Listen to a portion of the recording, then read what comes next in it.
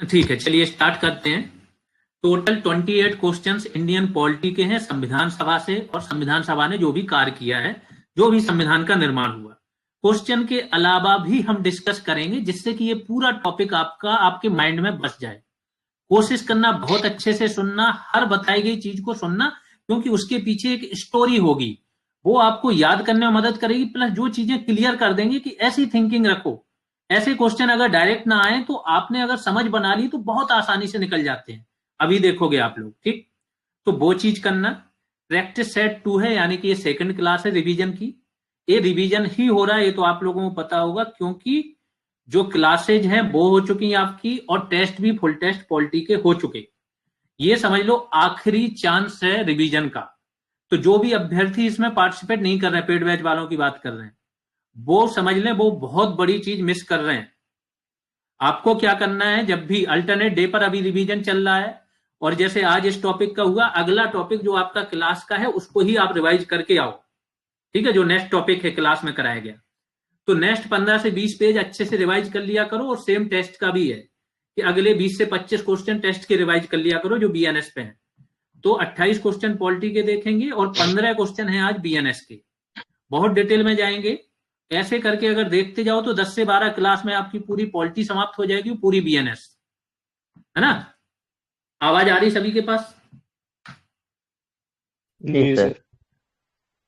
ठीक है, पहला क्वेश्चन मुझे बताओ, संविधान सभा में उद्देश्य प्रस्ताव निम्न में से किस एक के द्वारा प्रस्तुत किया गया था, बताइए।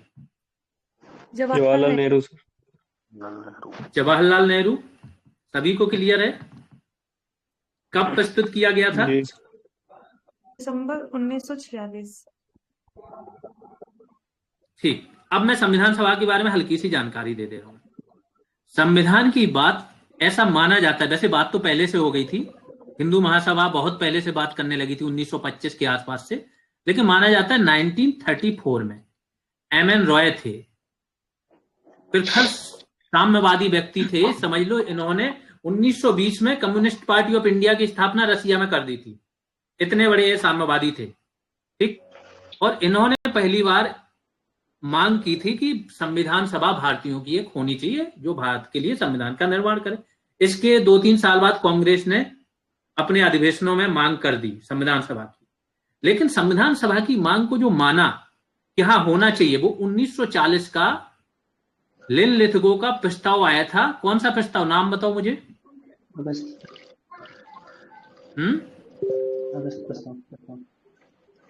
जिसके बैकग्राउंड से आवाज आ रही वो म्यूट रखे। अगस्त प्रस्ताव।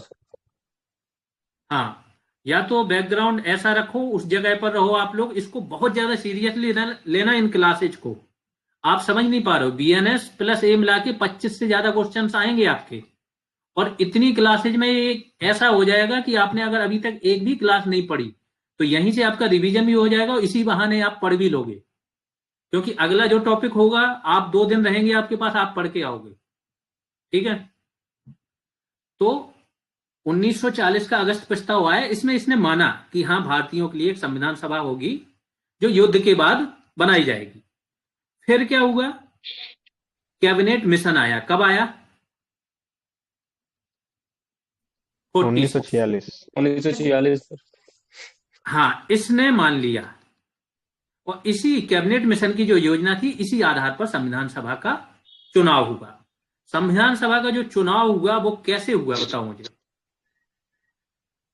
अप्रत्यक्ष और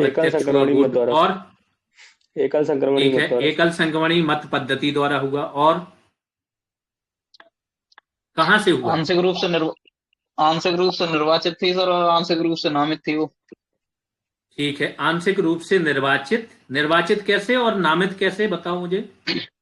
निर्वाचित ऐसे थी मंडल द्वारा, और जो विधान जो देशी रियासतें थी वो नामित करके भेज रही थी, और निर्वाचित जो राज्य विधानमंडल थे वहां से निर्वाचित होकर आ रहे थे।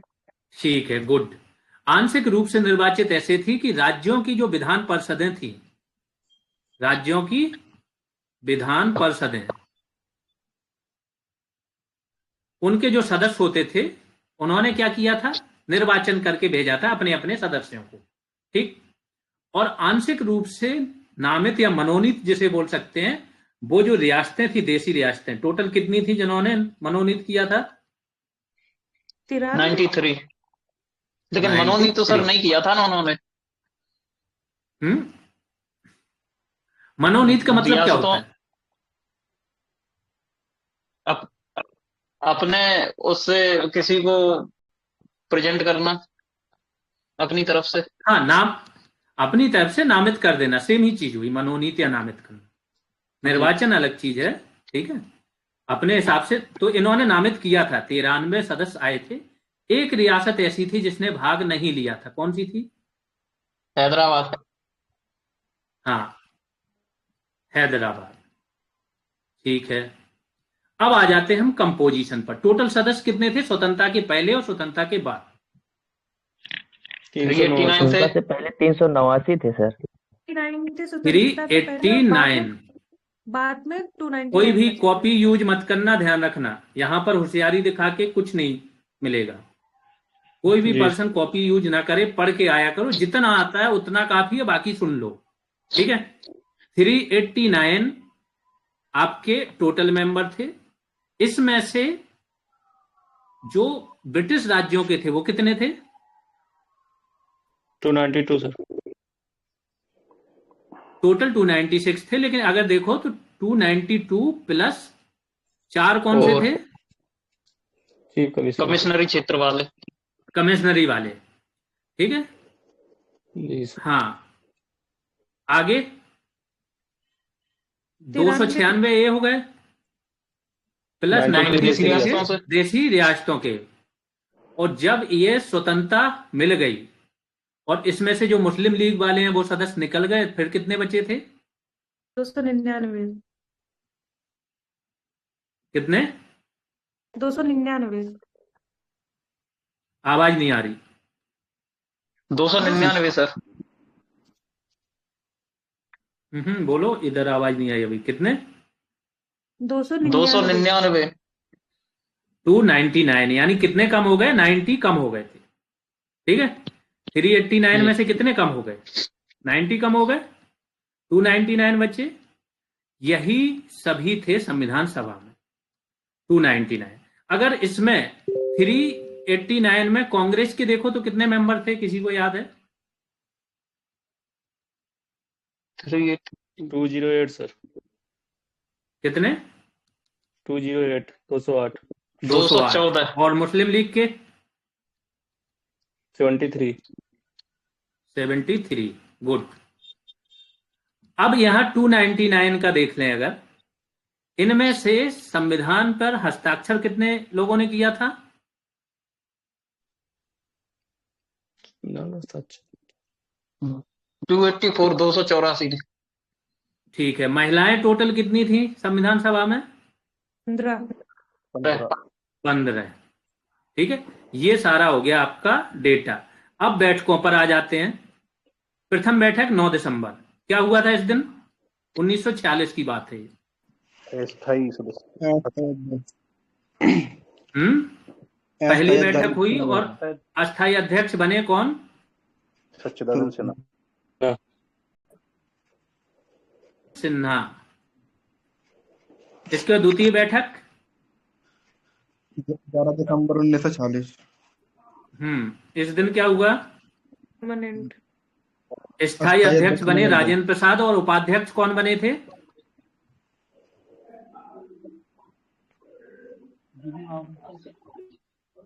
एच.सी. मुखर्जी। किसी समिति के भी ये अध्यक्ष थे, कौन सी समिति थी? संख्यक समिति के। अल्पसंख्यक उप समिति से। नहीं, दो अलग अलग समिति हो गई हैं। अल्पसंख्यकों की उप समिति थे, उसके ये क्या थे? अध्यक्ष। ठीक है। और सचिव कौन थे संविधान सभा के? एच.एन. कुंजरू। अयंगर जी। ठीक है। सुलेखक कौन थे जिन्होंने हाथ से लिखा था? प्रेम बिहारी नारायण रायजादा। ठीक है, रायजादा ही लिखे दे रहा हूं। हो गया, ये सारा हो गया डेटा। अब 2 बैठकें देख ली, 13 दिसंबर को हुई तीसरी बैठक। इस दिन क्या हुआ? उद्देश्य प्रस्ताव। उद्देश्य प्रस्ताव 46 में ही चल रहा है पूरा कार्यक्रम। जवाहरलाल नेहरू ने उद्देश्य प्रस्ताव पेश किया, इसी पर आधारित हमारी प्रस्तावना है, ठीक है, जो आज की प्रस्तावना है। और ये उद्देश्य प्रस्ताव कब पास हुआ? 22 जनवरी 1947। 1947 को ये पारित हो गया। प्रारूप समिति कब बनी?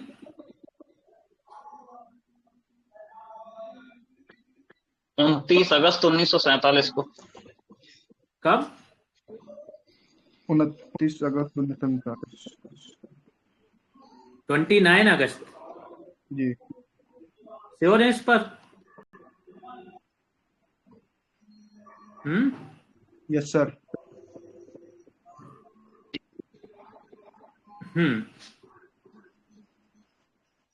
आगे और क्या हुआ बताओ, और डेटा क्या रह गया? 1947।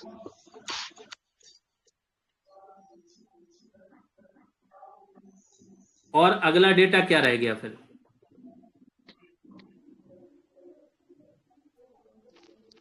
ये थोड़ा सा पीछे चलते हैं। अंतरिम सरकार कब बनी? अंतरिम सरकार बनी सर 2 सितंबर 1946 को इसका गठन हुआ था और 24 अगस्त अंतरिम 1946 को सरकार इसका का डेट घोषणा याद हुई थी। रखना। हाँ, 2 सितंबर याद रखना, 2 सितंबर से आता है। 2 सितंबर 1946 अंतरिम सरकार का जी गठन हुआ, ठीक है। अब बाकी गठन जैसे हुआ क्वेश्चन में आते जाएंगे हम वो याद करते जाएंगे कि और कौन सा फैक्ट है। तो अब यहां से क्लियर हो गया किसने उद्देश्य प्रस्ताव पेश किया था? पंडित जवाहरलाल नेहरू। जवाहरलाल नेहरू। ठीक है, अगला क्वेश्चन का जवाब बताओ।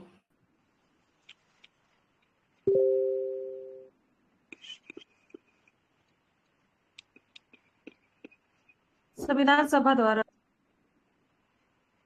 संविधान सभा द्वारा। श्योर हैं? क्या भाषा थी? क्या केवल जी। अधिनियमित लिखा था और कुछ लिखा था? अंगीकृत अधिनियमित और आत्मार्पित। हाँ, इसका मतलब क्या हुआ? अंगीकृत का मतलब हुआ सर हम भारत को सौंप रहे हैं इसको और अपना रहे हैं। अधिनियमित का मतलब इसमें जो अधिनियम थे वो एक्ट थे और आत्मार्पित का मतलब हम खुद को सौंप रहे हैं। यहीं से खुद को आता सौंप है रहे कि we the people of India, समझे? जी हम भारत के लोग खुद को आत्मार्पित कर रहे हैं, यानी संविधान की पावर का सोर्स क्या है? हम खुद, भारत के लोग, ठीक है। ये कब हुआ? 26 नवंबर 1949 को संविधान सभा ने बोला। एक थोड़ा सा और आगे चलते हैं, संविधान सभा पर हस्ताक्षर कब हुए थे? हस्ताक्षर बताओ, अंतिम बैठक बताओ। जब लास्ट बैठक हुई थी 24 जनवरी 1947 को। ये बैठक में उसी दिन हस्ताक्षर हुए थे। श्योर है सभी? Yes sir. Yes sir. ठीक है, 24 जनवरी 1950। और क्या क्या हुआ था इस अंतिम बैठक में? इसमें राष्ट्रगान और राष्ट्रीय गीत भी अपनाया गया था सर।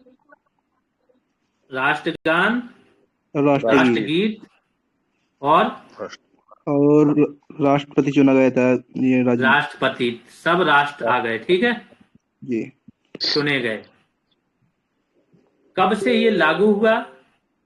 26 जनवरी 1950। 26 जनवरी। कुछ प्रावधान 26 नवंबर को लागू हो गए थे।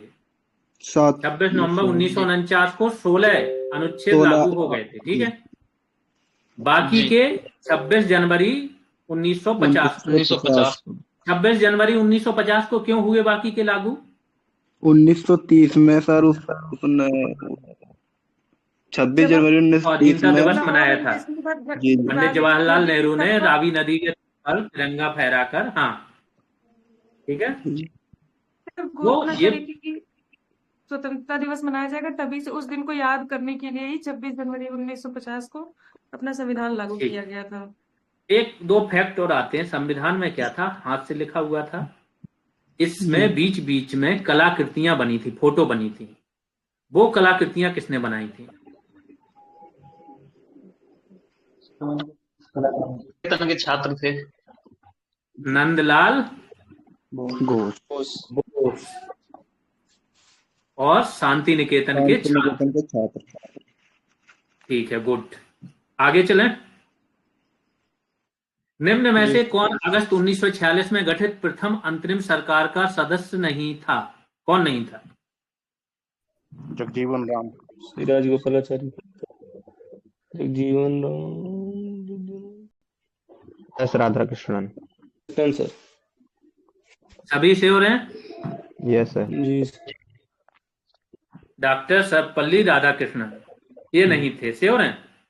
Yes sir. जी सर। ये हमारे उपराष्ट्रपति भी रहे हैं, राष्ट्रपति भी रहे हैं। जो शिक्षा दिवस मनाया जाता है किसके उपलक्ष्य में मनाया जाता है? सीपी राधाकृष्णन के। हाँ, बहुत शिक्षित व्यक्ति थे, ये समझ लेना। ये एक मंत्री उपराष्ट्रपति थे या शायद मंत्री थे एक टाइम पर, और ये गए थे स्टालिन से मिलने।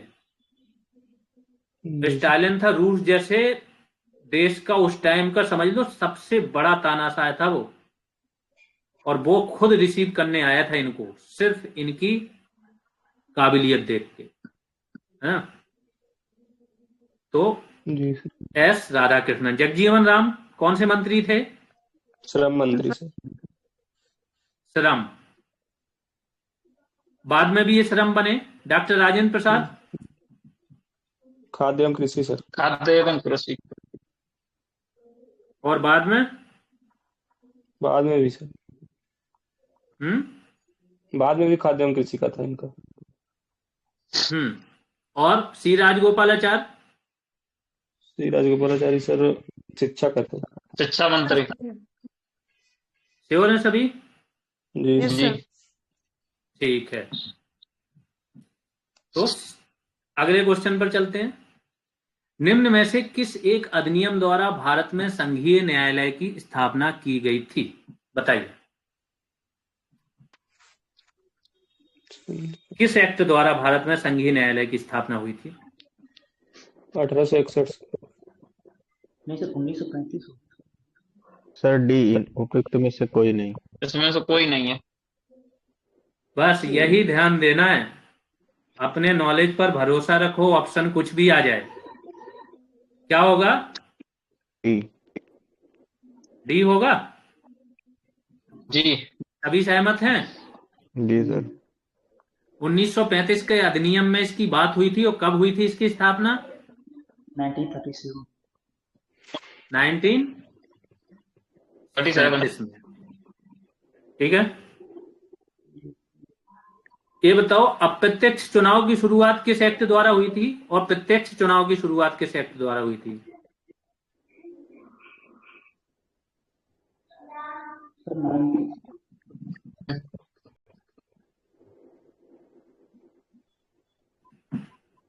चुनाव की बात हो रही है, 1919 मनोनीत की बात। हालांकि चुनाव शब्द का यहाँ पे भी जिक्र नहीं था, लेकिन चुनाव होना शुरू हो गया था। पढ़ाया है आपकी क्लास में ही, लिखा है आई थिंक।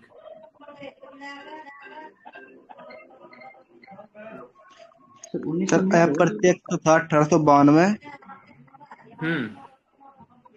और प्रत्यक्ष था 1919। प्रीवियस ईयर क्वेश्चंस हैं आपके, यही नहीं याद करोगे तो क्या याद करोगे? प्रत्यक्ष चुनाव कब शुरू हुए? 1919 सर। 1919। अब ये भूलना मत कोई, दोनों में ऑलमोस्ट 28-30 ले लो इसको। 30 वर्ष का, में से 27 वर्ष हो गया, 30 वर्ष समझ लो लग गया इनको अप्रत्यक्ष से प्रत्यक्ष की ओर जाने में। ठीक है, 1861 में क्या हुआ था? भारतीयों को नामित करने की व्यवस्था हो गई थी। किसमें? जो परिषद है, अतिरिक्त सदस्य हैं। ठीक है, 6 से 12 उनके बोल दिए थे, उनमें बोल दिया था कि भारतीयों को भी नामित किया जा सकता है। और पहली बार जो कार्यकारिणी है, परिषद की बात नहीं हो रही, वायसराय की कार्यकारिणी, इसमें प्रथम भारतीय कौन था जो नामित हुआ था, और कब हुआ था? सिन्हा दीजिए, सत्येंद्र प्रसाद सिन्हा। सत्येंद्र प्रसाद सिन्हा। बताओ। ठीक है, कब हुए थे? और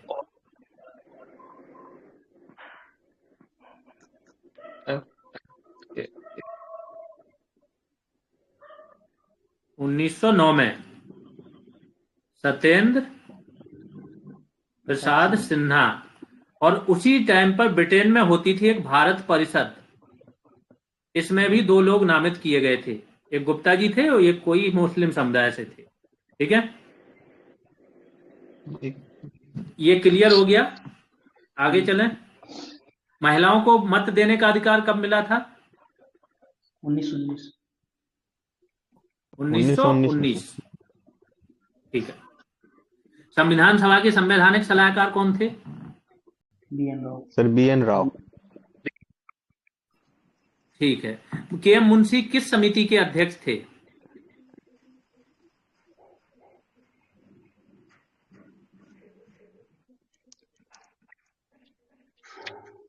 आज ही मैंने एक फोटो डाली थी सारी समितियों की।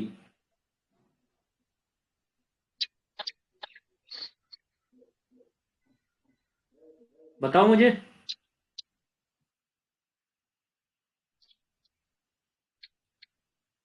हर वो चीज जो प्रोवाइड कराई जाए उससे ध्यान से पढ़ लिया करो। कार्य संचालन समिति। हाँ। नियम समिति के अध्यक्ष कौन थे? राजेंद्र प्रसाद।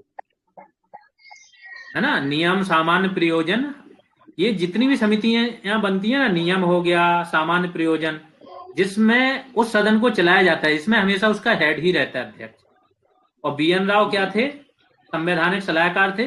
प्रथम प्रारूप किसने तैयार किया था संविधान सभा का, संविधान का? बी.एन. राव ने सर। इन्होंने ही तैयार किया था, बी.एन. राव ने। ठीक है, अक्टूबर 1947 तक इन्होंने प्रथम प्रारूप तैयार कर दिया था। आगे उस पर चलते हैं। भारत में स्वतंत्रता के पश्चात प्रथम मंत्रिमंडल का कानून मंत्री कौन था? बताइए। अम्बेडकर। अम्बेडकर जी। बी.आर. अम्बेडकर। ये किस चीज के थे मंत्री?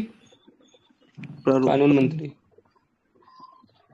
रक्षा मंत्री। कानून। और कानून मंत्री स्वतंत्रता के पहले कौन था? इनकी बड़ी अच्छी स्टोरी है, बताइए।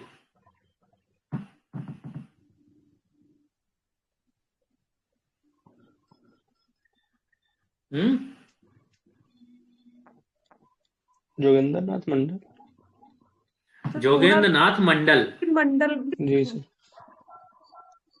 ये मुस्लिम लीग से थे, उन्होंने ही इन्हें नामित किया था। ठीक है, जिन्ना जो थे इनको बरगलाए हुए थे और ये दलित समुदाय से आते थे, दलितों के सबसे बड़े नेता थे।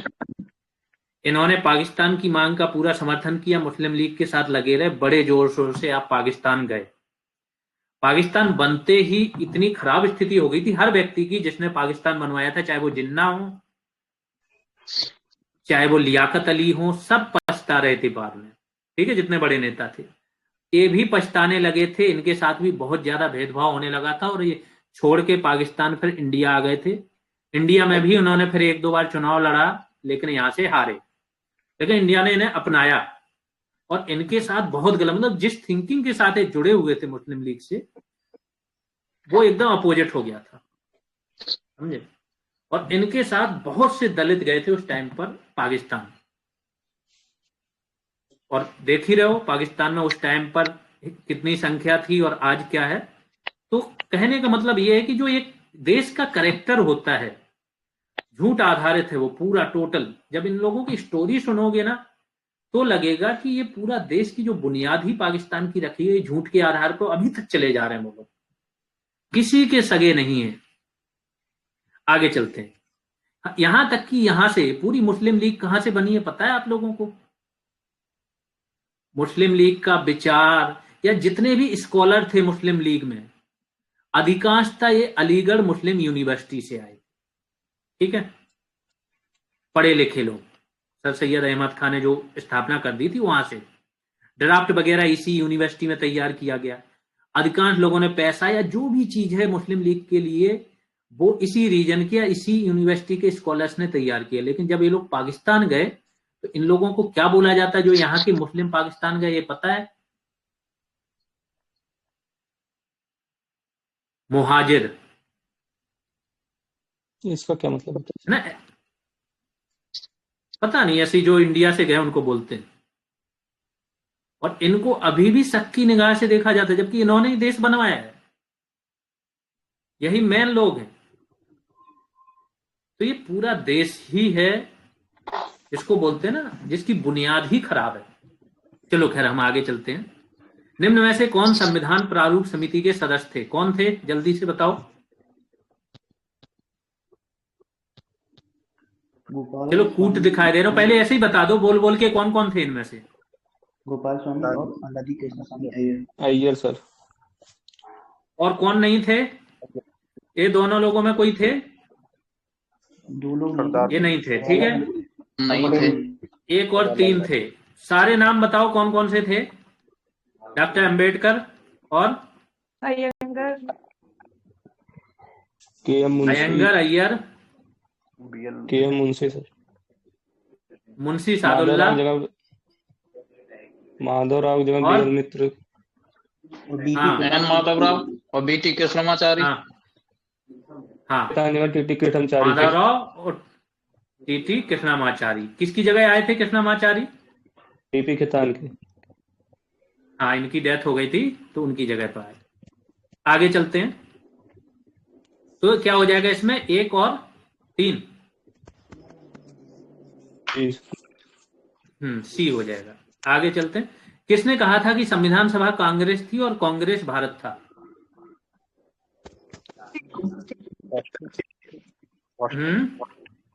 ऑस्टिन। हाँ, ग्रेन बिले ऑस्टिन। ऑस्टिन करके, ठीक है। आगे चलते हैं।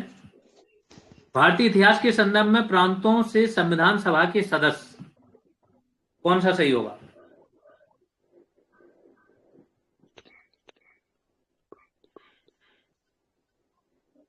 प्रांतीय विधानसभा भारतीय राष्ट्रीय कांग्रेस तथा मुस्लिम लीग द्वारा नामित हुए थे सर। नामित हुए थे? ये विधानसभा द्वारा निर्वाचित हुए थे। सी। अभी पूरा एक्सप्लेन किया फिर भी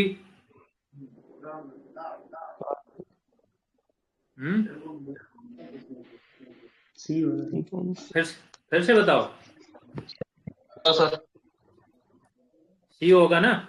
जी सर। जी। किसी को कुछ और लग रहा है? दोनों का अच्छा रोल था। निर्दलीय पता कितने थे? सर 15। 15। 15 तो नहीं थे। महिलाएं थी 15। आए थे सर उस नहीं, महिलाएं थी, आज वो निर्दलीय जो साइन हुआ था वो मत जाओ। महिला सदस्य टोटल कितनी थी? 15। 15। हाँ, टोटल 15 थे सर। ठीक है। निर्दलीय 8 थे ना। तो केवल कांग्रेस और मुस्लिम लीग कैसे हो? नामित तो हो ही नहीं सकता ना, सबका चुनाव हुआ था। जी। संविधान सभा में डॉक्टर अंबेडकर कहां से चुन के आए थे? मुंबई से सर। मुंबई से नहीं, गलत। बंगाल से। प्रांत हो सकता है, ठीक है। ये पहले कहां से चुने थे? बंगाल से। बंगाल। ठीक, पूर्वी बंगाल, वहां से चुन के आए। इसके बाद क्या हुआ? चला गया बंगाल चला गया पाकिस्तान में। फिर बॉम्बे में निर्वाचन हुआ था। हाँ, इनका निर्वाचन फिर बॉम्बे से हुआ था सर। हाँ, फिर क्या हुआ? इनको पूना से। पूना में कौन थे? एम.आर. जयकर। जयकर का भी बहुत बड़ा रोल रहा है। तेज बहादुर सप्रू, एम.आर. जयकर का बहुत बड़ा रोल रहा। जयकर को इस्तीफा दिला के इनको लाया गया था पूना से। इनका देखो, उस टाइम पे बड़े बुद्धिजीवी लोग थे और इनकी एक प्रकार से जो एक सहनशीलता थी ना। डॉक्टर अंबेडकर ने हमेशा कांग्रेस का विरोध किया है शुरुआत में, है ना। जब कांग्रेस की सरकारें थी 1939 में, 37 में बनी, 39 में इस्तीफा दे दिया। तो डॉक्टर अंबेडकर और मुस्लिम लीग ने मिलकर बनाया था क्या, मुक्ति दिवस।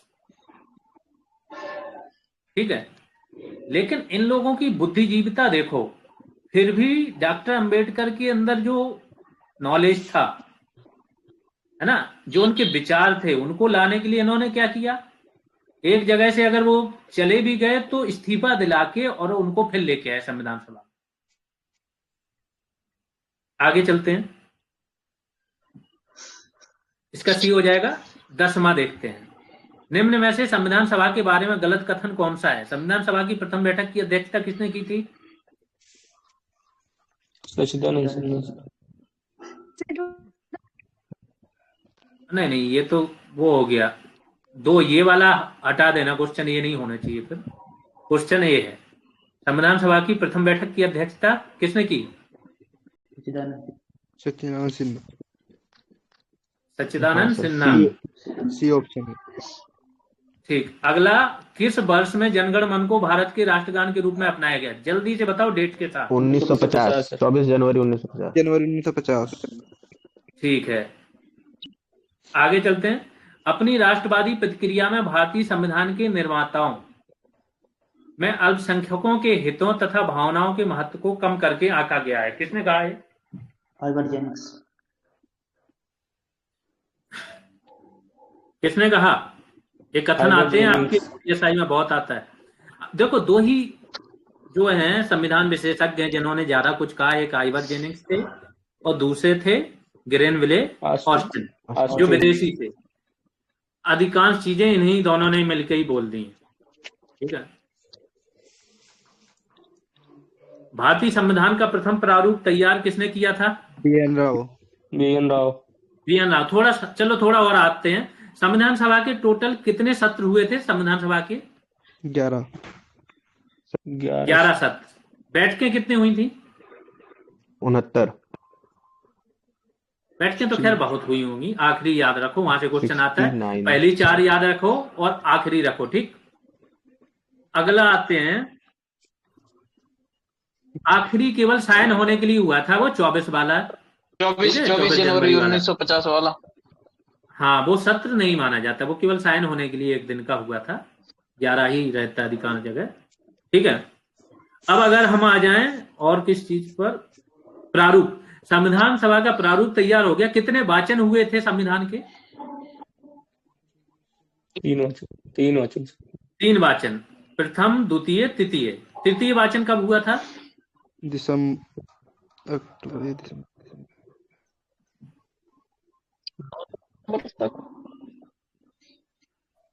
प्रथम तो 49, 50 क्या?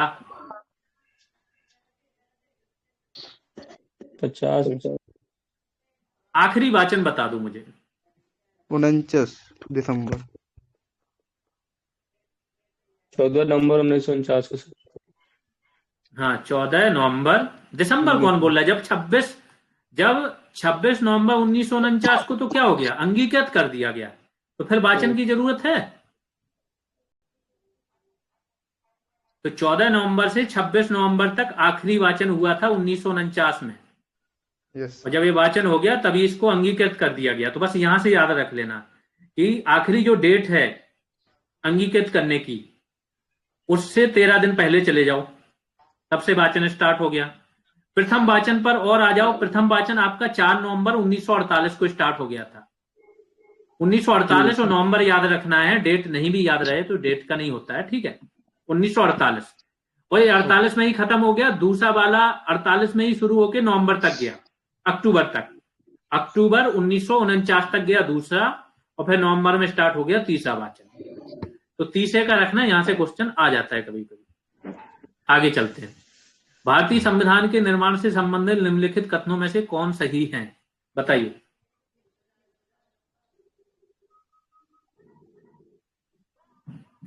कौन कौन सही है या कौन सा गलत है, ये बता दो मुझे बस।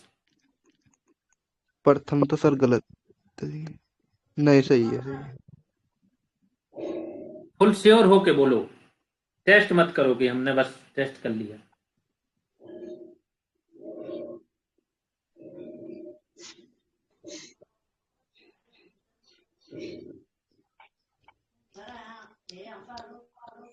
जल्दी, सर इतना समय नहीं 1, दिया 2, जाएगा। 4 सही लग रहा है सर। और बाकी सभी बताएं। 1, 2, 4 1, किसे 2, किसे 4 सही लग रहे हैं? एक दूसरे को पहला तो देख सर के मत सही है। जाना। गुड। सर 3 सही 4 है, गलत है। 1, 2, 3 से 4 क्यों 4, गलत है? 1, 2, 3 चारों सही। अप्रत्यक्ष रूप से चुना जाता है सर। गुड। गणतंत्र का मतलब क्या हुआ? राज्य के हेड का चुनाव हो। लेकिन भारत में राज्य के हेड का चुनाव कैसे होता है?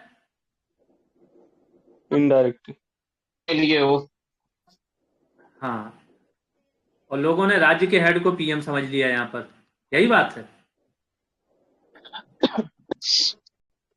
तो चौथा गलत है, बाकी सब सही है। नेहरू के द्वारा जो उद्देश्य प्रस्ताव है, संविधान सभा ने उसे स्वीकार किया था और संविधान के निर्माण पर इसका बहुत असर था। उद्देश्य प्रस्ताव ने सब कुछ, जो आज का हमारा प्रस्तावना है, प्रस्तावना को इतना छोटा मत समझना है। जब वो बोलता है कि हम भारत के लोग भारत को एक संपूर्ण प्रभुत्व संपन्न, यानी हम संप्रभु राज्य हैं, तो हमारे जितने भी अनुच्छेद मिलेंगे उसमें संप्रभुता का बोध मिलेगा कि हमारे निर्णय हम खुद ही कर रहे हैं, कोई बाहरी का दखल नहीं है। फिर पंथ निरपेक्ष, आर्टिकल 25 से लेकर के 28 तक पंथ निरपेक्षता है। 29, 30 में भी अल्पसंख्यकों के अधिकार सुरक्षित हैं। ठीक है। फिर समाजवादी लक्षण थे, हालांकि ये बाद में जोड़ा गया। जब आप डीपीएसपी में जाओगे तो मैक्सिमम अनुच्छेद ये जो हम भारत के लोग, ये यूएसए से लिया गया है क्या? हम भारत के लोग नहीं, ये शब्द तो नहीं लिया गया है। किसने बोला यूएसए से लिया? ऐसा हमने सर पढ़ा है कहीं, यूएसए से लिया गया ये। ऑस्ट्रेलिया से सर ऐसा लिया हमने गया। पढ़ा है कहीं सर? नहीं, हम भारत के लोग, प्रस्तावना ऑस्ट्रेलिया से की तो उसकी भाषा भाषा ली गई है, भाषा ली गई ऑस्ट्रेलिया से। देखो, शब्द नहीं हो सकता। We the people of India तो नहीं कहीं से लिया जा सकता। आई थिंक कुछ हमारे भी इनोवेशन अपनाया है। गया, प्रस्तावना का विचार, हाँ, प्रस्तावना का विचार है, ये यूएसए से लिया गया था। और शायद हम भारत के लोग, ये भी यूएसए से उठाया गया है। नहीं, जब तक कोई सर वो सोर्स ना मिले प्रस्तावना की भाषा शायद मत ऑस्ट्रेलिया से ली गई थी। वैसे शब्द पे नहीं जाओ, शब्द नहीं कहीं से उठाए जाते, ना ऐसा कहीं बोला जाता, ना ऐसा कोई क्वेश्चन आएगा कि ये शब्द विशेष हमने कहां से उठा लिया। हमारी भी तो कुछ क्रिएटिविटी होनी चाहिए ना सर। विचार हो सकता है, थीम हो सकती है। सर वो बोलते ना कि सर अमेरिका के संविधान से सर लिया गया है, हम भारत के लोग। हम भारत के लोग, वही तो हम बता रहे हैं। जी सर। नहीं, कहां से? सोर्स क्या है? सोर्स बताओ। सर मैंने बुक से देखा अभी। कौन सी बुक से? सर ज्ञान पब्लिकेशन की बुक है। अरे ये सब छोड़ो, कोई ऑथेंटिक सोर्स हो तो। हाँ सर, मेरा एक पॉइंट है कि अगर ऐसे बोलते हैं ना कि संविधान प्रस्तावना की भाषा अगर ऑस्ट्रेलिया से ली गई, तो लैंग्वेज में ही तो ये सब चीजें आएंगी सर। अगर मतलब थोड़ा लॉजिकली अगर सोचे तो नहीं, देखो मैंने क्या बोला, किसी के बारे में अगर एकदम तथ्यात्मक है, ऑथेंटिक सोर्स से है, उसे मानो। कॉमन सेंस मत लगाओ कि भाषा में ये सारा आ जाएगा। ठीक है? हाँ सर, ठीक है। अगर अमेरिका के संविधान में बी द पीपल होगा तो इंडिया में फिर वैसा ले लिया तो फिर मान सकते हैं। एक बार इसको चेक कर लेना।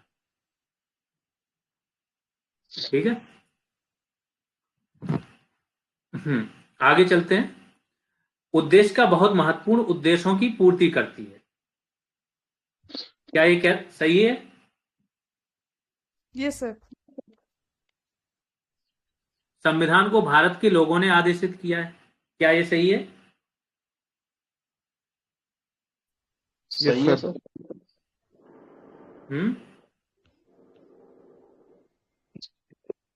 भारत के लोग।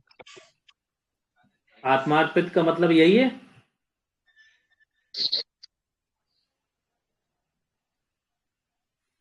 इसके बाद राज्य के मुखिया को ये वाला गलत है। अगले क्वेश्चन पर चलते हैं। तो क्या हो जाएगा? 1, 2, 3 सही। संविधान को 26 जनवरी के दिन लागू करने का निर्णय क्यों लिया गया? कांग्रेस ने स्थिति को ए। 29वें स्वतंत्रता दिवस के रूप में मनाया था। ए ऑप्शन है सर। 26 इस पर जनवरी बात हो गई? 1930 को सर स्वतंत्रता दिवस के रूप में मनाया गया था, इसी वजह से।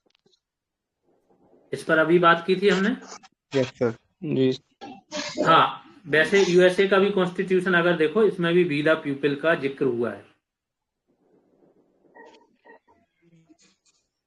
ना, वी द पीपल ऑफ विचार यूनाइटेड स्टेट। विचार हाँ, और तो ये ये मान दोनों सकते हैं, यूएसए से फिर ही तो लिए डायरेक्ट ही गए उठा लिया। प्रस्तावना का विचार, और ये हम भारत के लोग। ठीक है। संविधान को 26 जनवरी के दिन लागू करने का निर्णय हो गया। इस दिन क्या हुआ था? शुभ दिन था। दिवस के रूप में मनाया गया था कराची में सर। ठीक है। भारतीय संविधान सभा के उद्घाटन अधिवेशन की अध्यक्षता किसने की थी?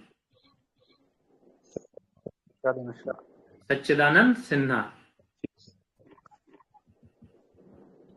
संविधान सभा द्वारा स्थापित मौलिक अधिकारों और अल्पसंख्यकों हेतु सलाहकार समिति के अध्यक्ष कौन थे? सरदार पटेल। किसी को कोई डाउट इसमें? ठीक। और उप समिति जो थी मौलिक अधिकारों पर, उसके अध्यक्ष कौन थे? सुनाई नहीं थी। मौलिक अधिकारों पर उप समिति जो थी, उसके अध्यक्ष कौन थे? उप समिति सर जेबी कृपलानी सर। स्वतंत्रता के समय कांग्रेस के अध्यक्ष कौन थे? हाँ, कृपलानी कहाँ मिले थे गांधी जी को?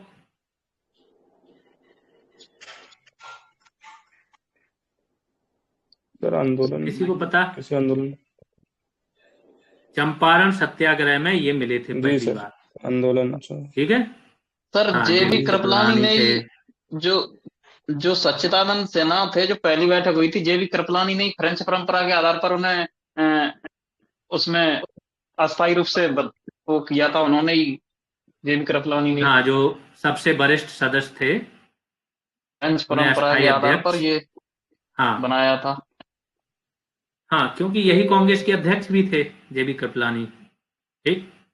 जी। इसके बाद अल्पसंख्यकों हेतु जो उप समिति थी, उसके कौन थे हेड? वो सर एस.सी. मुखर्जी थे उसके। क्या नाम बताया? एस.सी. मुखर्जी, जो पहले एस.सी. मुखर्जी। हाँ, उपाध्यक्ष थे। थोड़ा सा ना, हाँ, थोड़ा सा मतलब ऐसे बोला करो, यहाँ पे क्लियर नहीं आती आवाज। एकदम से अचानक से बोल देते हो ना, कुछ कट जाता है उसका। सबको क्लियर दिख तो रहा है ना? क्लियर? Yes sir.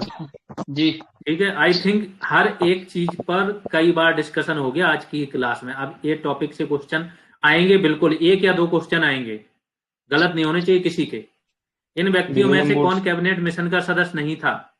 कौन नहीं था? William would. विलियम वुड नहीं थे।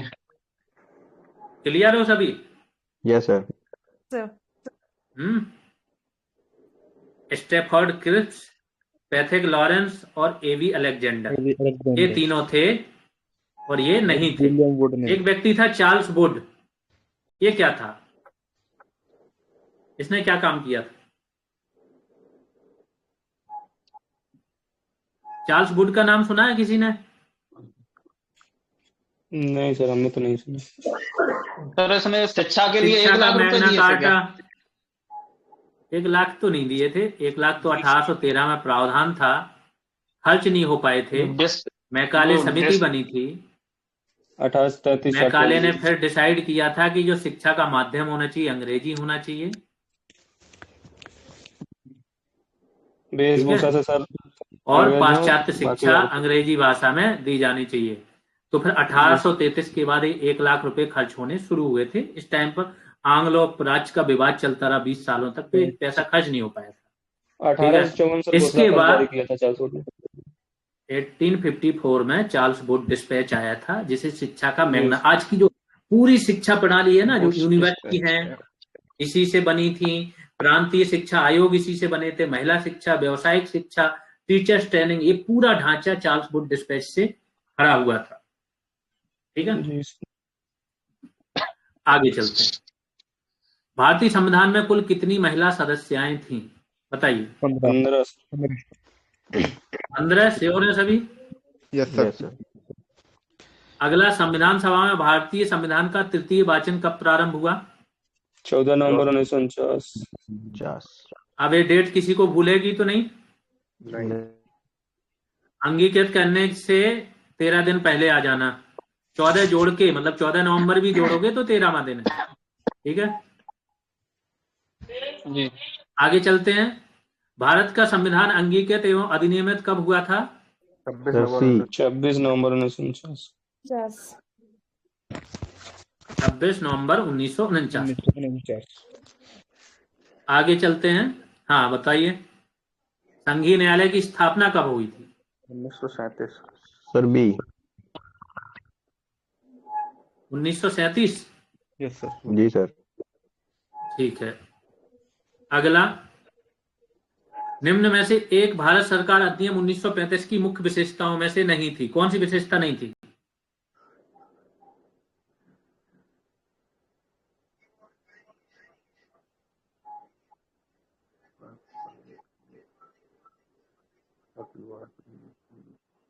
सर इसमें बी अवशिष्ट शक्तियां प्रांतीय विधायकों को आवंटित किए गए थे। हाँ, अगर ना पता हो थोड़ा कॉमन सेंस लगाओ, जो जानकारी ली है उससे हो जाएगा। क्या होगा? केंद्र में द्वैत शासन लागू हुआ था, प्रांत में नहीं। डी ऑप्शन होना चाहिए सर। केंद्र में द्वैत शासन लागू हुआ था। अरे उसमें अच्छा वही सर, लिखा है। सॉरी पढ़ने में गड़बड़ हो गई, सॉरी। सर बी इसमें होना चाहिए डी शायद, होना चाहिए, हाँ। मेरे हिसाब से। ठीक है, ये सिंपल सा समझो, अवशिष्ट विषय अगर प्रांतों को दे देते तो वायसराय या गवर्नर जनरल इसकी शक्ति कमजोर नहीं हो जाती? प्रांतों में तो 1935 में क्या हुआ था? उत्तरदायी शासन, सीधा चुनाव से शासन शुरू हो गया था। यहां तक कि प्रांतों के विषय में जो वायसराय है वो हस्तक्षेप भी नहीं कर सकता था। तो क्या अवशिष्ट शक्तियां इनको दी जा सकती थी? सर अवशिष्ट ये विषय बात तो जानते हैं ना राजमन्नार क्या ने होते कही हैं? थी, जो तीनों सूची में नहीं है, जिनके लिए वो संसद कानून बना सकती है। सर ये तो राजमन्नार ने कहा था कि अवशिष्ट विषय राज्यों को दे दिए जाएं। तमिलनाडु की जो सम्मति थी। वो मैं समझ गया, लेकिन यहां पर इस बात का जिक्र क्यों आया राजमन्नार आयोग का?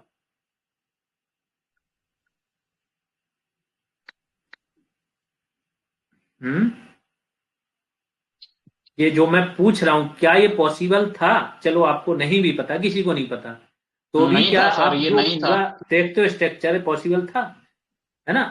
अभी तक मांग हो रही है, केवल एक राजमन्नार आयोग क्या, केंद्र राज्य संबंधों में बहुत सारी कुंची आयोग बना है, सरकारिया बना है ना? एक जी पंजाब में बना था आयोग, नहीं बना, एक बैठक हुई थी जी आनंदपुर प्रस्ताव, तो सब में जी। बोला गया, और राजमन्नार ने तो क्लियर कट बोला कि अवशिष्ट शक्तियां प्रांतों को दी जाए ना। तो लेकिन अभी भी नहीं है, तो बी क्या हो जाएगा इसका? नहीं था। बाकी सही हो जाएगा। प्रांतीय स्वायत्तता के सूत्रपात का संकेत था, बिल्कुल था। प्रांतीय स्तर पर द्वैत शासन समाप्त हो गया था और केंद्र स्तर पर लागू हो गया। अधिनियम में अखिल भारतीय महासंघ का प्रावधान था, जिसमें देशी रियासतों को भी शामिल होना था। क्या रियासतें शामिल हुई थी?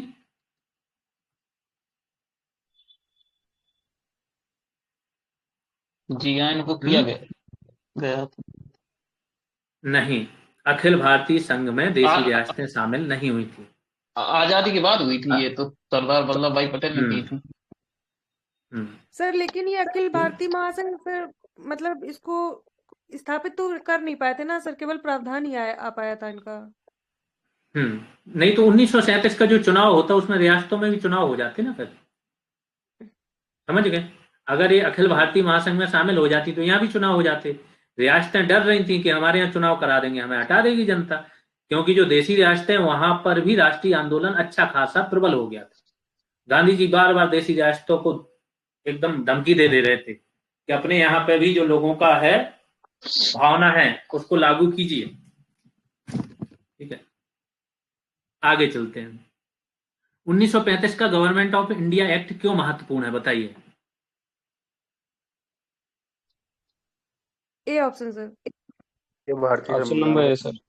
प्रमुख स्रोत है। हाँ, ए ए यस सर। भारतीय संविधान का प्रमुख स्रोत 2/3 हिस्सा ये 1935 के एक्ट से लिया गया है। Very good. बाकी सब गलत हैं? जी। ठीक है, आगे चलते हैं। 1937 के चुनाव में कितने प्रांतों में कांग्रेस का मंत्रिमंडल बना था? 11 में से सर 9 बताइए। में बना है, 9 या 8। सर 9 में। श्योर हो? Yes sir.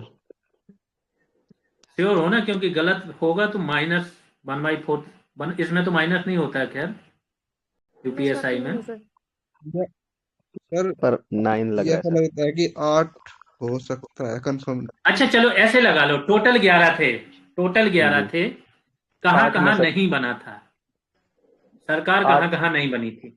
बंगाल और सिंध में नहीं बनी थी, बाद बाकी इनकी बनी थी। तो 9 में सर एक में पंजाब में सर शायद। बंगाल भी आ गया, सिंध भी आ गया, पंजाब, क्या इन तीनों जगह पे बनी थी? बंगाल में कौन सी पार्टी थी?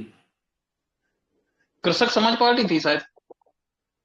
कृषक प्रजा पार्टी। यहां पर पंजाब में यूनियनिस्टिक पार्टी, और सिंध में भी एक कोई पार्टी थी ऐसे ही। यहां पर कांग्रेस की सरकार नहीं बन पाई थी। 5 जगह पूर्ण बहुमत था इनको, 6ठी जगह भी थोड़ी सीटें कम थी, वहां पर भी इन्होंने बना ली थी, यानी कि 5 + 1 हो गया। 2 जगह इनकी गठबंधन सरकार, 2 गठबंधन की थी, असम में और उत्तर पश्चिमी सीमांत प्रांत में। ठीक है, आगे चलते हैं। तो क्या हो जाएगा? सी हो जाएगा 8। अगला क्वेश्चन है, भारतीय इतिहास के संदर्भ में द्वैध शासन डायआर्की सिद्धांत किसे निर्दिष्ट करता है? अच्छा क्वेश्चन है, बताओ इसका आंसर।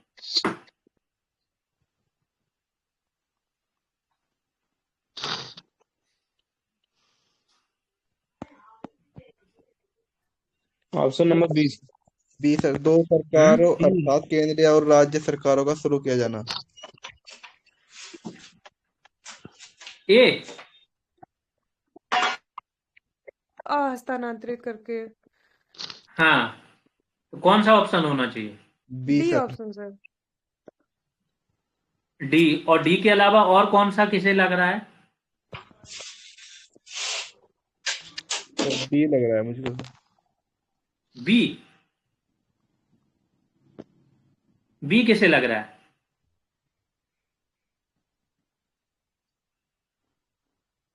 हाँ मुझको सर। बताओ, श्योर रहो। अगर लग रहा है तो उसके पीछे कोई लॉजिक होना चाहिए ना, बस मन में आया लग रहा है वो नहीं, क्या लॉजिक है? द्वैध शासन सर ये होता होगा, केंद्र में सरकार अलग और राज्य में अलग। मुझको तो इसके बेस पे लग रहा है। नहीं, सर द्वैध द्वैध शासन का बांटे गए थे 1919 का अधिनियम पढ़ो ना। हाँ, विषय भी अगर बोल दिया जाए ना कि केंद्र और राज्यों के विषय बांट दिए गए, वो भी नहीं होगा। लास्ट क्लास में शायद ऐसा क्वेश्चन आया था। प्रत्यायोजित विषय क्या होते हैं? जी सर। प्रत्यायोजित विधान किसे बोलते हैं?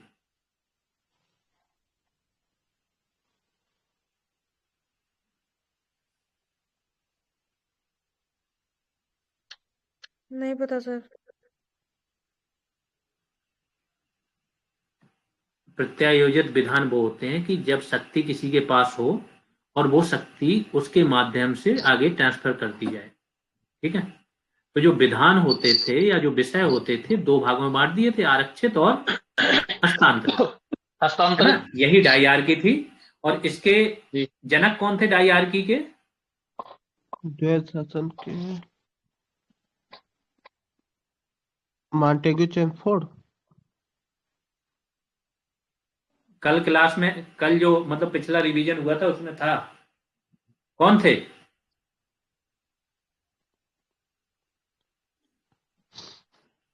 सर लिन लिथगो। 1919 के अधिनियम क्या आया, उससे चेमस्फोर्ड लगा दिया। Clive Lionel William Curtis. Bentinck थे क्या sir? Lionel Curtis. Lionel Curtis. ठीक है, हर एक जो क्लास आए उसे ध्यान से और कई बार सुना करो।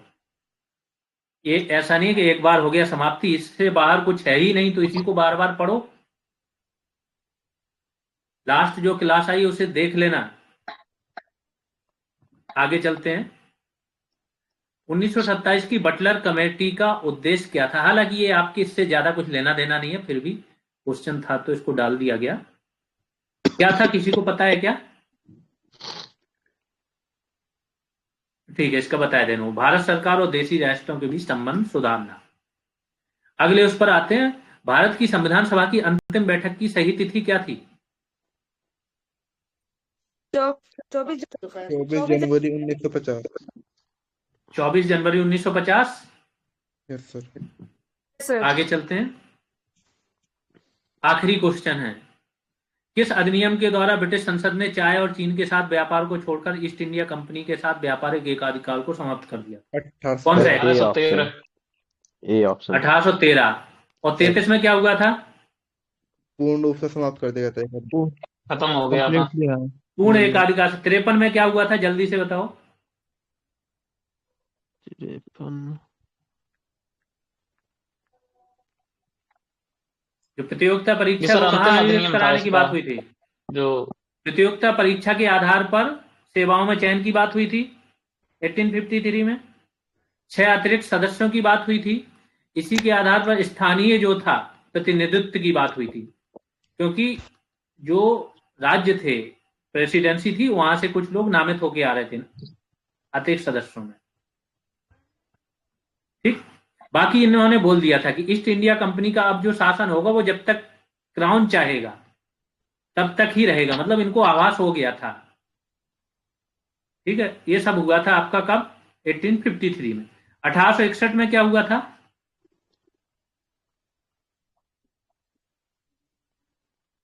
जो भारतीय हैं उनके लिए रास्ता खुल गया था। भारतीय एक्ट की बात हो रही है। भारतीयों के लिए रास्ता खुल गया था कि वो उनका भी अब क्या होगा, जो अतिरिक्त सदस्य होंगे 6 से 12 इनमें नामित किए जा सके। ठीक। बाकी अध्यादेश की शक्ति वायसराय को मिल गई थी, गवर्नर जनरल वायसराय। ठीक है, और इसके अलावा पोर्टफोलियो सिस्टम शुरू हो गया था। बहुत सारी चीजें यहां पर भी शुरू हुई थी। लास्ट क्लास को देख लेना, बताया हुआ है। ठीक। अच्छा, जो एक क्वेश्चन और बनता है, जो आपकी भारत परिषद थी, भारत परिषद कहां पर थी? कितने सदस्य होते थे?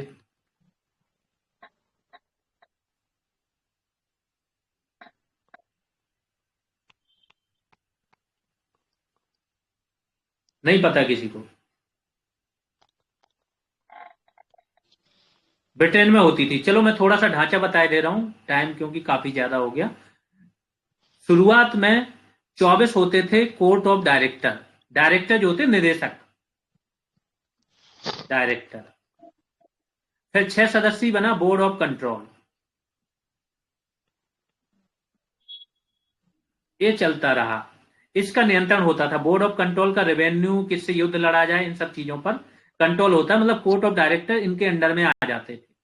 ये चलता रहा। 1857 का स्वतंत्रता संग्राम हो गया तो 1858 में क्या हुआ, ईस्ट इंडिया कंपनी का शासन हो गया समाप्त और क्राउन के प्रतिनिधि बन गए जो यहाँ के वायसराय थे, कैनिंग। अब क्या होगा, ये ढांचा बदल जाएगा।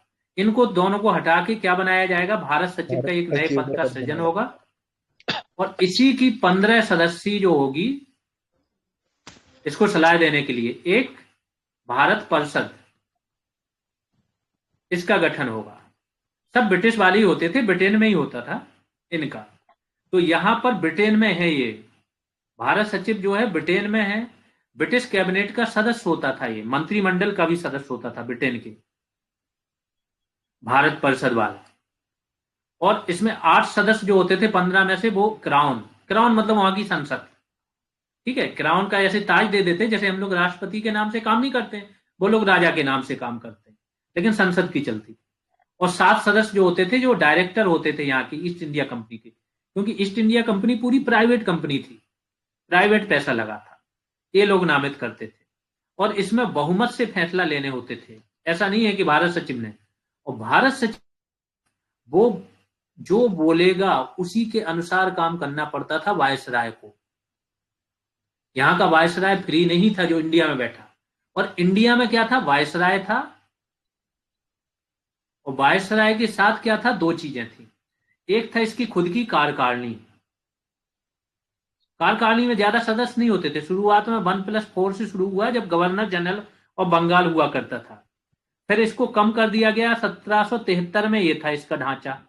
1784 आया आपका पिट्स इंडिया एक्ट, तो इसमें 1+3 कर दिया, क्योंकि विवाद हो रहा था और ये लोग बहुमत में आ जाते थे और गवर्नर जनरल को दबा लेते थे, क्योंकि बहुमत से काम होता था। 1784 के बाद 1833 में एक विधि सदस्य जोड़ा गया, लेकिन वो मतदान नहीं कर सकता था, तो 1+3 प्लस एक अतिरिक्त सदस्य जो कि अस्थाई था, ये जोड़ा गया। 1853 में ये फिर से ढांचा वही हो जाएगा, कौन सा, 1+4 वाला, इस अस्थाई को स्थायी कर दिया। अब इसमें लास्ट तक केवल 1+8 होगा स्वतंत्रता तक, इसमें ज्यादा सदस्य नहीं बनते थे, ठीक है। जब भारत स्वतंत्र हुआ उसके पहले 1+8 ही सदस्य थे। 1919 के अधिनियम तक 1+6 सदस्य हुआ करते थे इसमें। तो इसमें एक कार्यकारिणी एक प्रकार से मंत्रिपरिषद थी, जो आज की मंत्रिपरिषद है ना, मोदी और उनके मंत्री, वो। दूसरा था एक कानून बनाने के लिए 1853 में भारत में जो शुरू किया गया, उसकी बात कर रहा हूं। भारत में वायसराय की कार्यकारिणी, और एक और शुरू किया गया 1853 में अतिरिक्त सदस्य, जो क्या करते थे, कानून पर सलाह देते थे, एक प्रकार से ये संसद वाला काम था। तो इनकी सदस्य संख्या बढ़ती गई, शुरुआत में 6, फिर अगले अधिनियम में 1861 वाले में 6 से 12, फिर अगले वाले में कर दी 10 से 16, फिर 1919 में 1909 में कर दी सीधी 60 सदस्य, फिर बढ़ाते चले गए, ठीक है। इसमें ज्यादा सदस्य होते थे। इंडिया में ढांचा बता दिया मैंने, और वहां पर ढांचा बता दिया, इसको ध्यान रखना।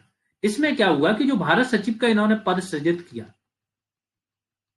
इसका वेतन 1892 के अधिनियम से बोल दिया कि भारत के राजस्व से दिया जाएगा, और 1919 के अधिनियम में समाप्त कर दिया। जब बहुत ज्यादा आलोचना होने लगी, धन के दोहन का सिद्धांत आ गया, ये बोला कि पूरा धन निचोड़ रहे हैं, भारत से काम वहां कर रहे हैं। ब्रिटिश कैबिनेट का भी ये सदस्य होता था, मतलब ब्रिटिश मंत्रिमंडल का, तो भारत से पैसा क्यों जाए, क्योंकि केवल इसकी वेतन की बात नहीं है, इसके वेतन, खर्चे, इसके ऑफिस का, कर्मचारियों का वेतन, तो बहुत बड़ा खर्चा होता था। तो 1919 में इनका काम खत्म हुआ। ये पूरी कहानी है। अब आगे आते हैं, फिर आगे चल के जो भारत परिषद है उसको समाप्त कर दिया जाएगा, और फिर क्या है, भारत का हाई कमिश्नर करके एक पद बना दिया जाएगा। तो ये कुछ ना कुछ बनाते रहे। अब आते हैं भारतीय न्याय संहिता 2023 पर, बीएनएस। ये तो सारे क्वेश्चन आप लोगों ने किए हुए हैं, तुरंत जवाब देना। भारतीय न्याय संहिता 2023 के बारे में असत्य कथनों की पहचान बताइए। कौन सा कथन असत्य है?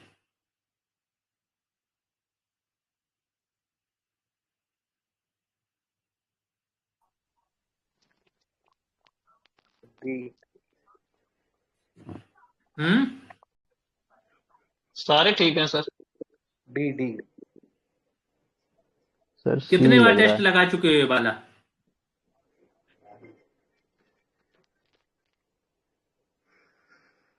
सभी बताओ 1 बाय 1 करके, कितने बार ये टेस्ट लगा चुके हो?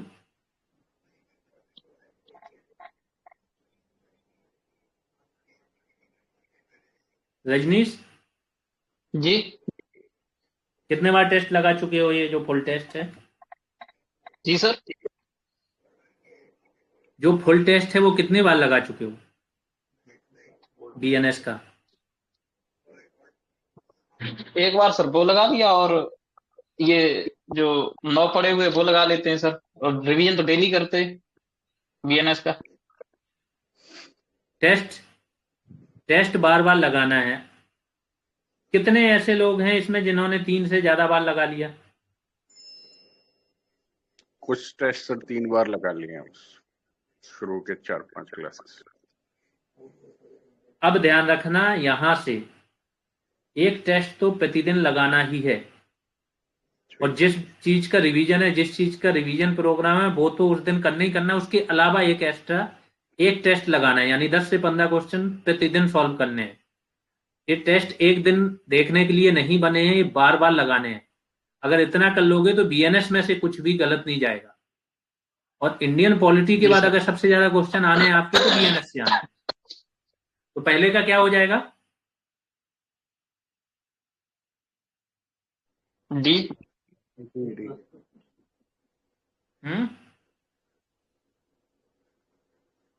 तो सारे ठीक है सर। सभी ठीक हैं तो डी होगा ना फिर। असत्य पूछा है। जी ठीक है। जी। अगली बार से और अच्छे रेडी होके आना, तुरंत जवाब मिलना चाहिए और कॉन्फिडेंटली मिलना चाहिए। भारतीय न्याय संहिता 2023 के बारे में जुर्माना ना चुकाने के बदले में कारावास अवधि के बारे में असत्य कथनों की पहचान बताइए। सर तीनों ही ठीक है। तीनों ठीक हैं जी। और बाकी सभी बताएं। अगर तीनों ठीक हैं तो इनमें से कोई नहीं हो जाएगा फिर। किसी को कोई डाउट है, कोई गलत लग रहा है?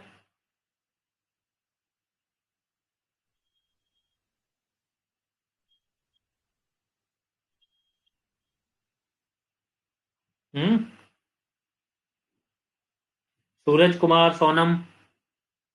सही है सर, सारा सही है, तीनों सही। ठीक है, तो इसका भी डी हो जाएगा, इनमें से कोई नहीं, क्योंकि गलत पूछा गया। अगले उस पर आते हैं। भारतीय संहिता, न्याय संहिता की बात हो रही, के बारे में असत्य कथनों की पहचान कीजिए। न्याय इधर आ गया, ठीक है। बताइए कौन सा कथन असत्य है?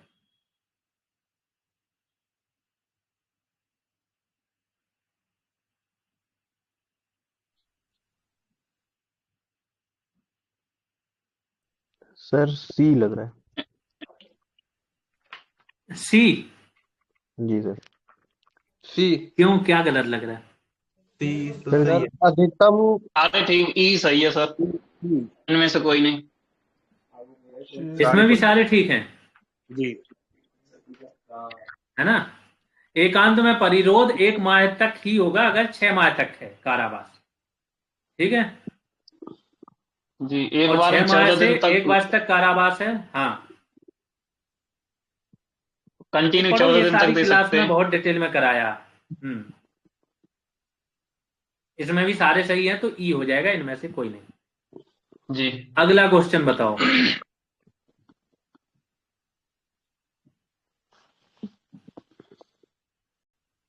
अगला क्या होगा? ए सही है सर। ये सही है। इसमें देखो, ये पॉइंट भी देखना, सत्य पूछा गया कि असत्य। जी। अब बताओ।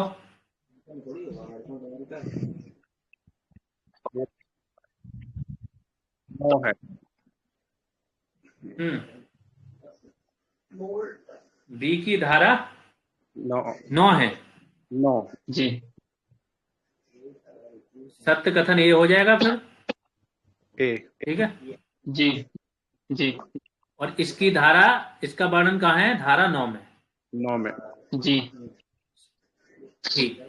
आज जो भी अभ्यर्थी नहीं बोल पा रहे हैं, नेक्स्ट क्लास में ध्यान रखना, एक एक पॉइंट याद होना चाहिए उन्हें। निम्न वादों में से कौन सा वाद सामान्य आशय से संबंधित नहीं है? बताइए।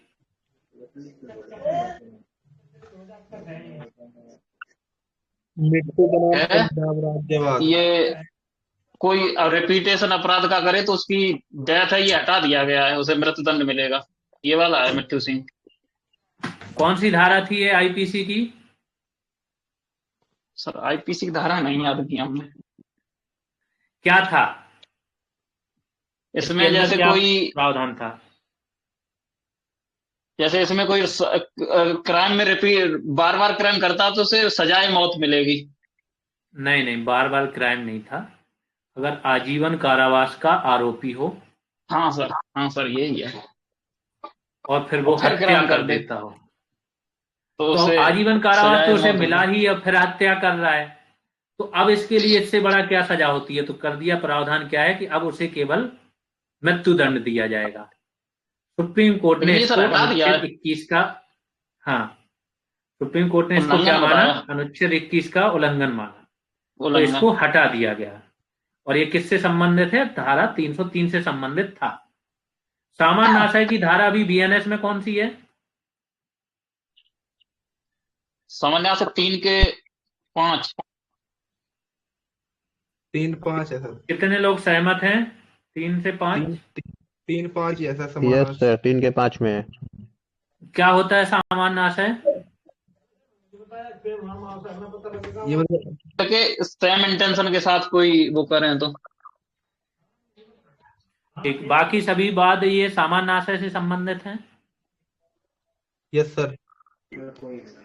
ठीक है, तो घाटी वो कहते हैं इसे, और बारिंद्र कुमार पोस्ट मास्टर हत्या वाला है वो, इसे कहते हैं। ठीक है। आगे बताओ, आवश्यकता के आधार पर आपराधिक दायित्व से उन्मुक्ति से संबंधित कौन कौन से बाद हैं? तीनों है सर। तीनों तीनों संबंधित हैं? हैं सर। जी। सभी पढ़ के आए हैं ना कि सेंस लगा रहे हैं? नहीं सर, पढ़ा है ये सर। ठीक बीएनएस है, तो तो ये हो लगभग डेली जाएगा। रिवाइज करते हैं। करना पड़ेगा ना, देखो ना कितना आसान हो गया। अभी लोगों से पूछो पॉलिटी के क्वेश्चन, आधे क्वेश्चन, क्योंकि ये क्वेश्चन नॉर्मल क्वेश्चन थोड़ी है, यूपीएससी लेवल उससे हायर क्वेश्चन है सारे। हवा नहीं लगेगी लोगों को, और आप लोग अगर कर जा रहे हो तो समझो क्या लेवल आ चुका है ना? लेकिन उसी का लेवल आएगा जो लगातार पढ़ रहा है, जो देख रहा है केवल, और जगह जगह कंटेंट बदल रहा है ये चीज, और फिर उसके पास सारे आइडिया ये तो हैं कि काश ऐसा हो जाए, लेकिन पढ़ नहीं रहा है, तो फिर उसका काम नहीं होगा। क्वेश्चन नंबर 7 बताओ। सर सर इसे और ऊपर करो थोड़ा। वासुदेव बना पिताजी ऐच्छिक मित्रता से। और ऊपर करना है? नहीं ठीक है सर, उत्तर दिखा दें? इसमें सी है सर। नहीं सर ये ठीक है, इसमें सी है। ऐच्छिक मित्रता है। ये स्वैच्छिक हाँ, मतता है वासुदेव वासुदेव बनाम बनाम कक्षु राज्य। स्वैच्छिक मतता। स्वैच्छिक मतता की धारा कौन सी है बीएनएस की? इसकी बीएनएस की धारा है 24, अनैच्छिक मतता 23 है, ये 24 है। अनैच्छिक कौन सी है? 23। अनैच्छिक 23। 23 है, ऐच्छिक क्या 24। होती है अनैच्छिक मतता? क्या होती है और ऐच्छिक क्या होती है? अनैच्छिक में किसी को नशा करवा दिया जाए सर, अनजाने में। और ऐच्छिक में जो खुद जिसको नशा नशा कर करा लिया जाए। है। अगर खुद से नशा कर लिया फिर कोई क्राइम किया तो। ठीक है, बाकी सभी सही है। जी। अगले उसमें बताओ फिर, 8वां नंबर।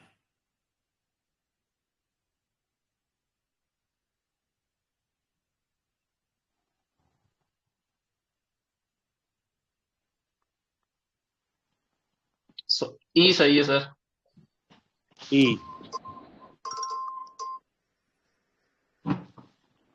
ई जी सभी जी सहमत हैं?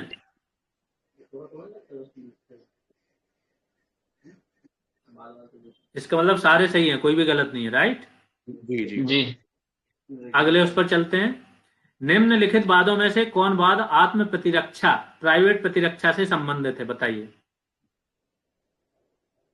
तीनों है सर। ये तीनों हैं? जी। चौथा दिखाएं फिर? ये लीजिए, चौथा आ गया, 5वां भी आ गया।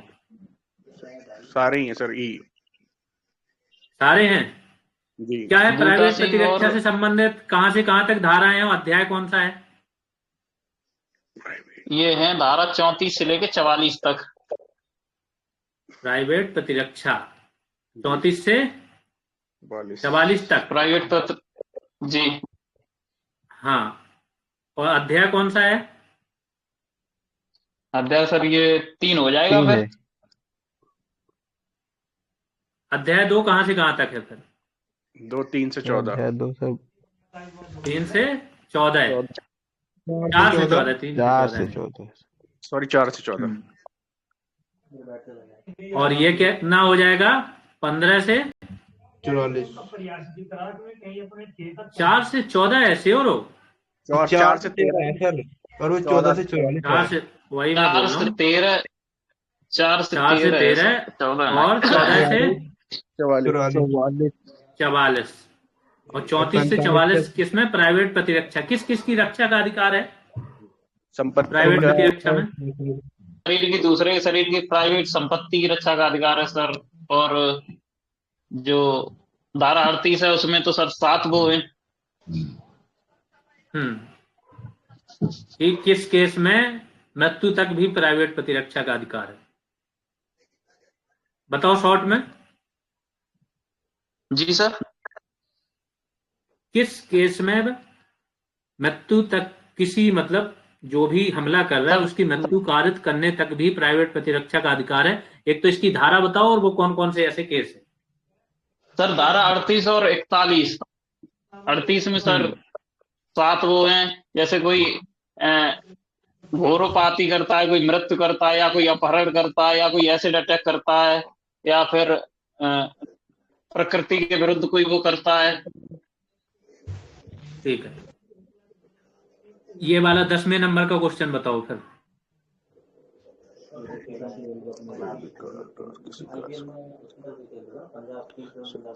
द्वारा निश्चित सर इनमें से सर इसमें ई है। क्या हो जाएगा? ई डी ऑप्शन में ही नहीं है। D for dog. सबसे लास्ट ठीक है। तीनों ठीक हैं सर। ठीक, आगे चलते हैं। 11 नंबर,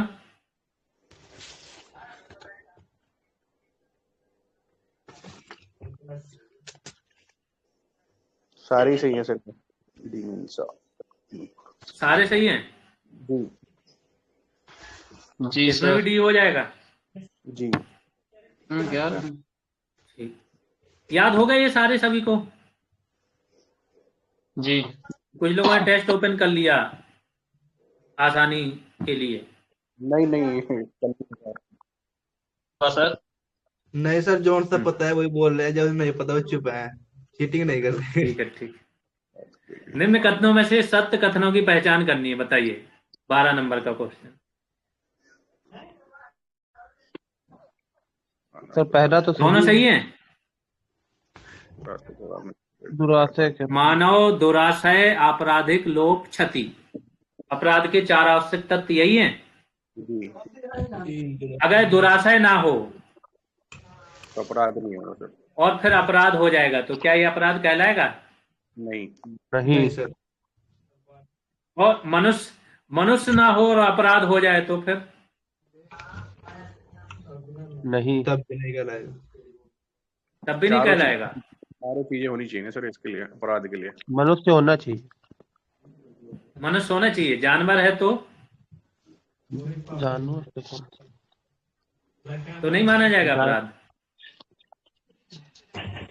अगर आपने अपना कुत्ता छोड़ दिया किसी के ऊपर, उसने काट लिया किसी को,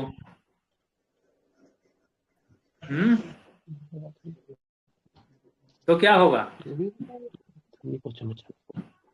पर वो तो अपराध होगा ना, क्योंकि हमारे द्वारा छोड़ा गया ना कुत्ता। कुत्ते पे नहीं, उसके मालिक पे होगा। मालिक भी तो क्योंकि इन्वॉल्व है कुत्ते सर, को उसमें वो करवा रहा है तो मानव तो हो गया ना। ठीक है, दुराशय के अभाव में किया गया कोई अपराध नहीं होता, तो दोनों सही हैं। तो इसके अगले 2 ऑप्शन यही हैं, दोनों सही हैं या इनमें से कोई नहीं। दोनों हो जाएगा सी। अगला बताओ 13 नंबर का।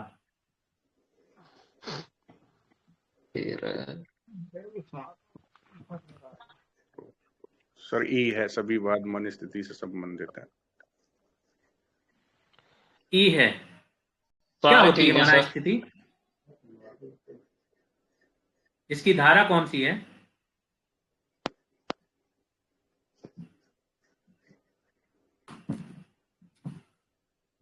धारा तो सर याद नहीं है।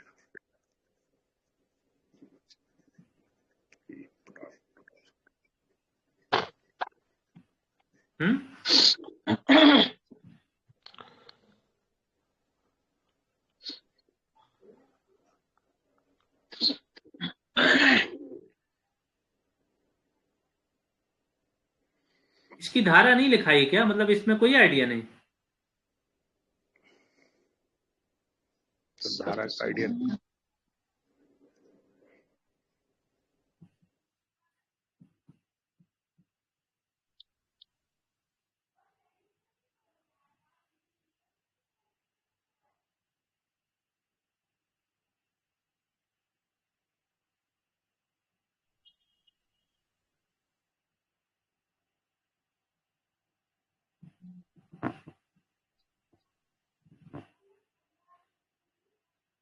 मना स्थिति शब्द का कहीं जिक्र हुआ है पूरे उसमें बीएनएस में?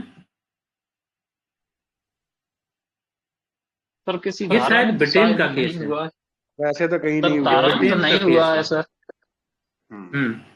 ये सिर्फ बाद ही लिखवाए हैं सर, इसमें धारा नहीं है इसमें। स्वतंत्रता के पूर्व का है एक तो, ठीक है।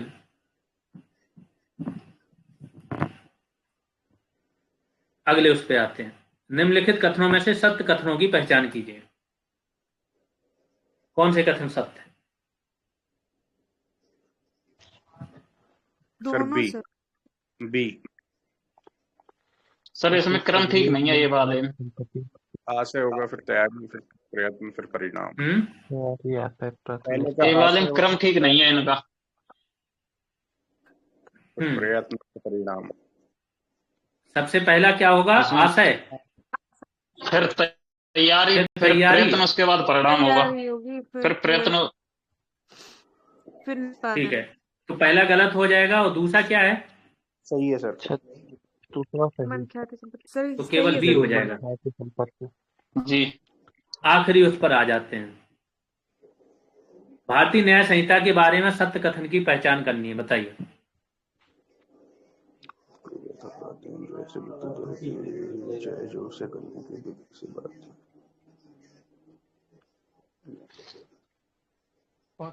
सर ये ए वाले में धारा 16 है, 19 नहीं है। ए वाले में धारा 16 है, 16 है। ठीक है, आंसर क्या होगा? आंसर बताओ मुझे, सही से पढ़ लेना दोनों ऑप्शन। कौन सा? डी किसने बोला? B sir, B B sir, B for boy, B for boy. अच्छा, बी पर कितने लोग सहमत हैं? पता नहीं, इनमें से दोनों गलत हैं। ये दोनों गलत हो गए अभी, क्यों?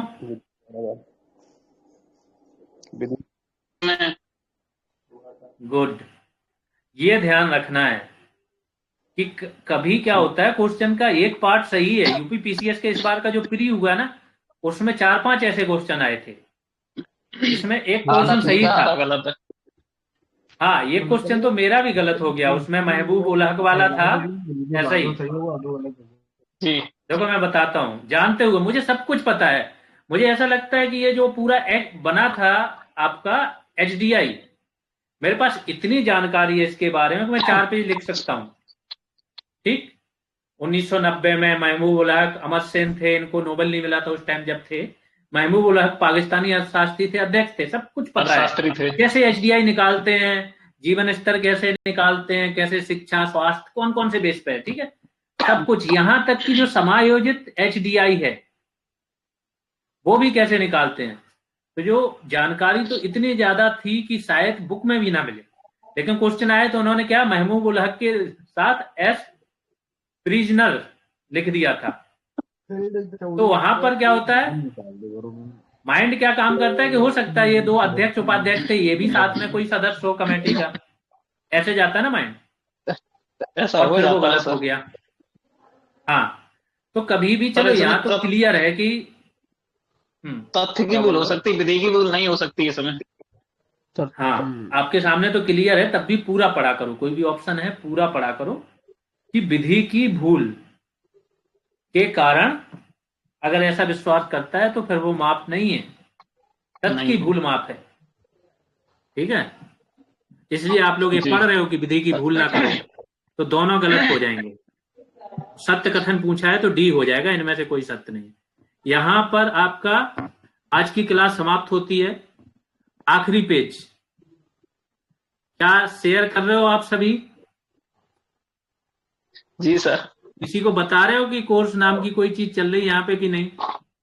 नहीं सर, कंपटीशन नहीं बढ़वाना है। जी सर, अरे बता अभी रहे कितना हैं।